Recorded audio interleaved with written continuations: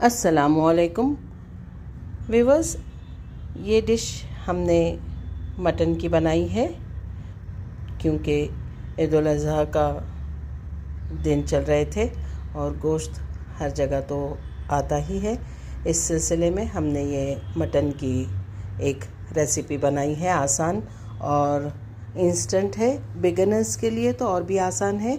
ये mutton fry है और बनाना निहायत ही आसान है। बोटियाँ आप चाहें जो भी हिसाब से ले लें।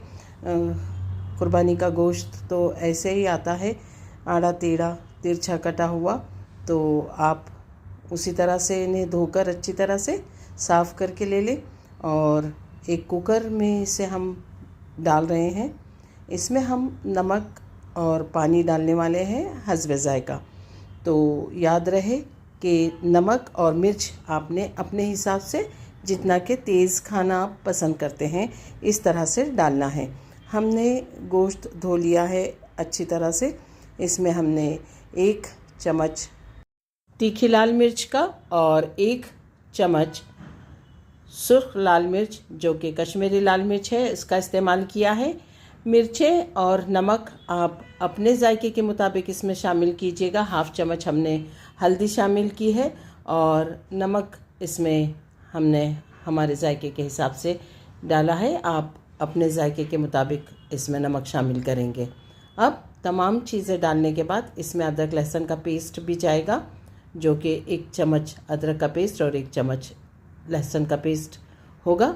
ये गोश्त कम से कम आधा किलो होना चाहिए और आधा किलो गोश्त के लिए हम ये मसाले इसमें शामिल कर रहे हैं।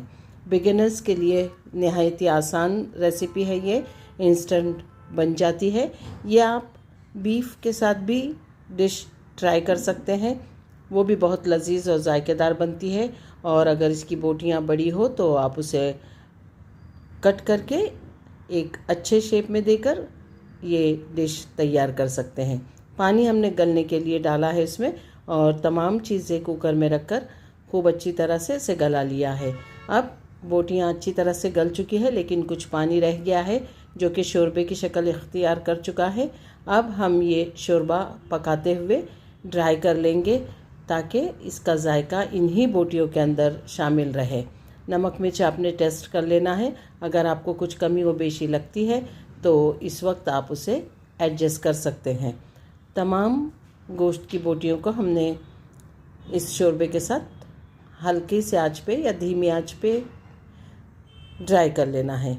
जैसे ही ये ड्राई हो जाता है, आपने इसमें 2 चम्मच कॉर्नफ्लावर और नींबू का रस शामिल करना है। और चाहे तो इसके खूबसूरती को उभारने के लिए ऐसी चिली फ्लेक्स जो तेज़ ना हो शामिल कर सकते हैं। ये हमने कॉर्नफ्लोर और लेमन जूस शामिल किया है। अभी इसमें हम चिली फ्लेक्स शामिल कर रहे हैं। खूब अच्छी तरह से मिक्स करने के बाद थोड़ी देर रखने के लिए छोड़ दिया था ताकि नमक, मिर्च और नींबू इसमें अच्छे से जज़्ब हो जाए। और अब हम इसे तल रहे हैं खूब तेज़ आंच पर। इसे अच्छी तरह से तल के निकाल लेना है। बहुत लजीज और जायकेदार डिश बन के तैयार होती है।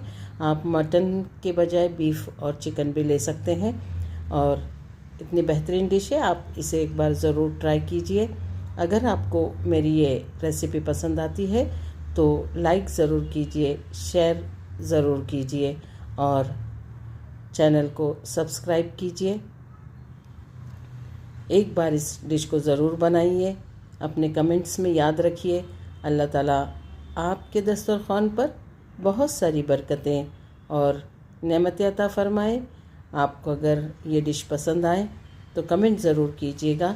साथ ही आपकी दुआओं में याद रखिए।